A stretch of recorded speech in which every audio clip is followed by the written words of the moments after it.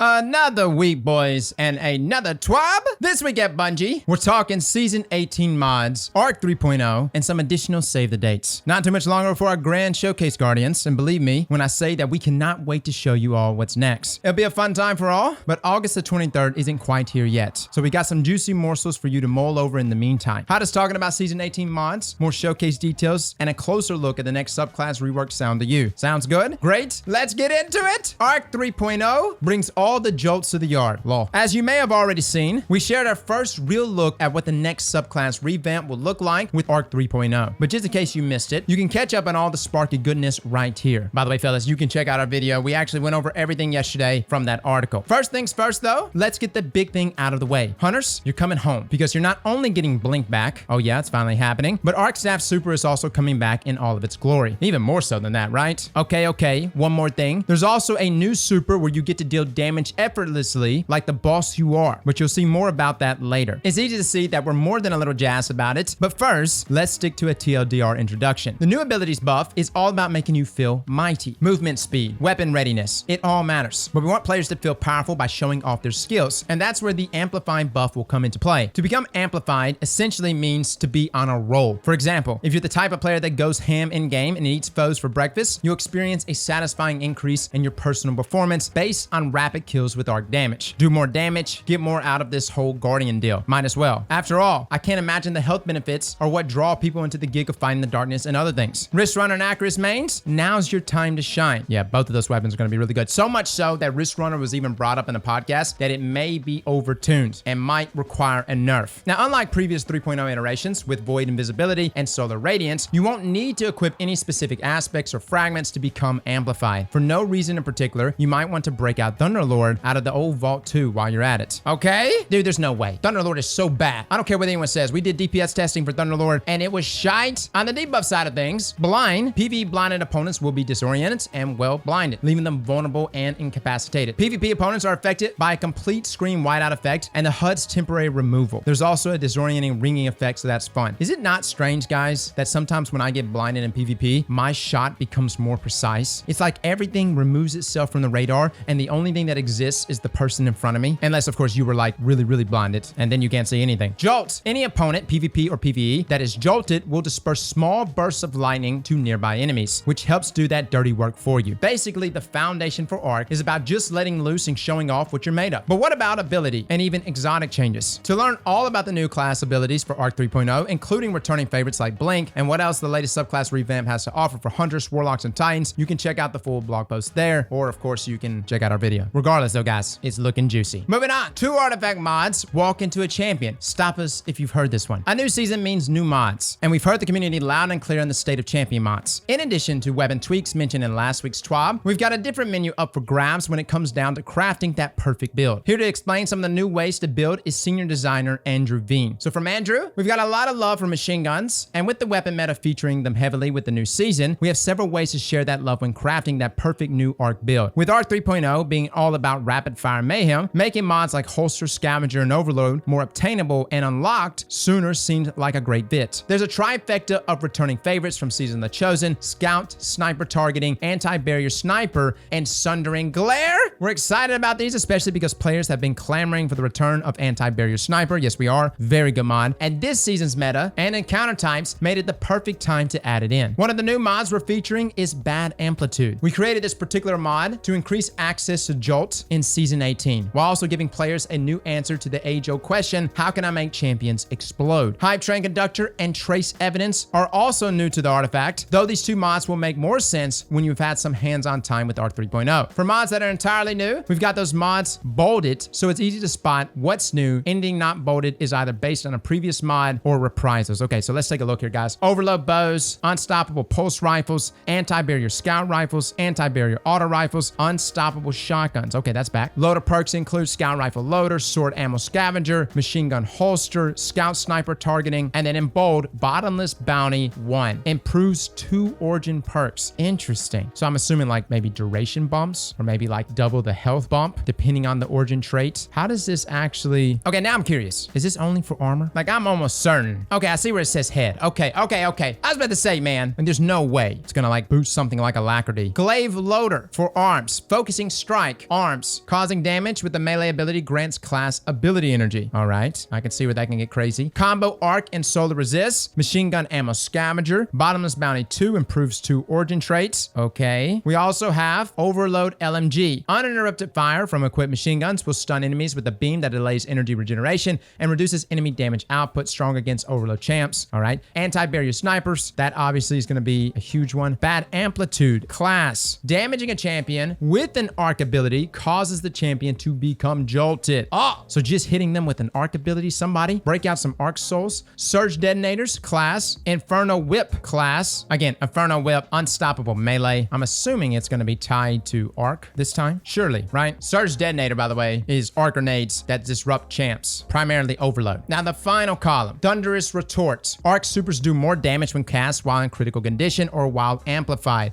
Ooh, that's a big one. It's going to be so much easier to get amplified. Like we used to do like self damage, but combine this with yeet.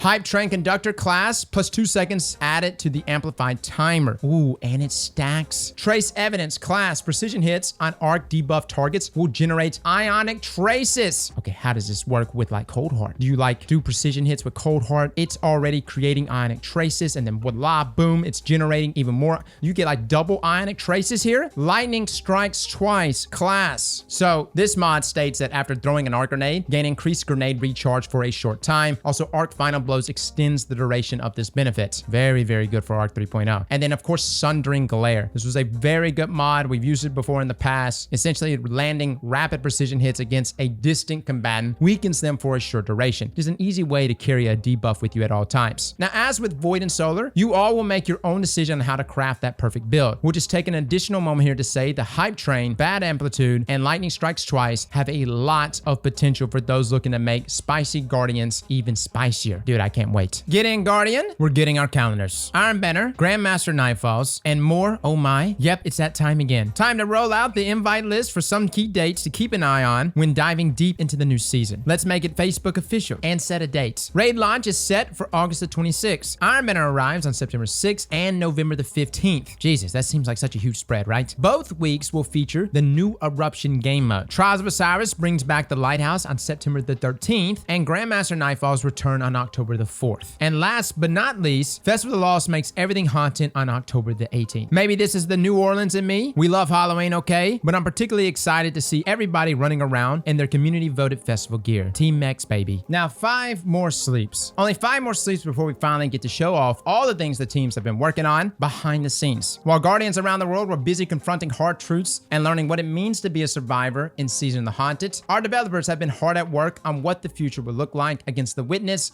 and its impressive allies. In case you've been living under a Cabal dropship, our upcoming showcase is Bringing the Noise on August the 23rd, where we'll be showing you a first look at what's next in exciting detail. The festivities will be going down over on Twitch through official Bungie channels. Even better, there will be localization options for our global players. Here's what you need to know. August the 23rd at 9 a.m. Pacific. The pre-show starts at 8 a.m. You can watch it at Twitch, YouTube, and Bilibili. What is that? What is Bilibili? Oh, okay. I just clicked it. It looks foreign. Regardless, we will be live on Twitch hours before the reveal. We will be watching lots of lore videos from the likes of Mylan and Bive. We're going to be getting all the juice and essentially having like a morning movie time session going into the reveal. So come on by. Twitch drops are also debuting for Destiny 2 for the first time. As a small token of appreciation for stopping by to watch our Destiny 2 showcase on Twitch, we will be offering up this glorious Starbirth emblem as a reward. To be eligible, you will need to make sure that your Twitch account is linked with your Destiny 2 account and your Bungie.net profile so you don't miss out on the emblem. It's pretty simple. Simply tune into the official Bungie Twitch channel. There are 9 channels in total on August 23rd from 9 a.m. Pacific to 11:30 a.m. Pacific, and watch at least 30 minutes of the showcase for that sweet, sweet celebratory loot. For more information, please visit our Twitch Drops help article. All right. Now, once the showcase itself wraps up, don't hop out too soon. Following our take on show and tell, we'll also be hosting a post-show live stream with some of the team to talk about what was shown off. We're especially excited to welcome Deep Flawless, a wildly passionate content creator that has proven time and time again that he's got the stuff that Guardians are made of, onto the stage to chat with us. If you're interested in learning more about the world of Destiny 2 from the mouths of those that continue to craft its future with each season, then you're not going to want to miss out on this. Oh, good stuff, man. Deep Flawless, I love his stuff. Fellas, check him out. All right, so yeah, if you want the emblem, you gotta watch Bungie's official Twitch channel. All right, so everybody, just come watch us before the reveal, and then you can ditch us when the reveal gets there. Sound good? Sound good? Sound good? Okay. No known issues? Yeah, they're known. I'm not gonna go through each one of these, but they're known. As a final note here from Hippie, and that's a wrap on our latest TWAB-tastic adventure. It feels good going into the weekend, knowing I'm far from alone and being excited for next week. Our teams are beyond jittery with hype over here, and we're seeing your excitement too, which only amplifies our own that much more. I love how she throws in amplifies. Basically, we're all just a big ball of intrigue, anticipation,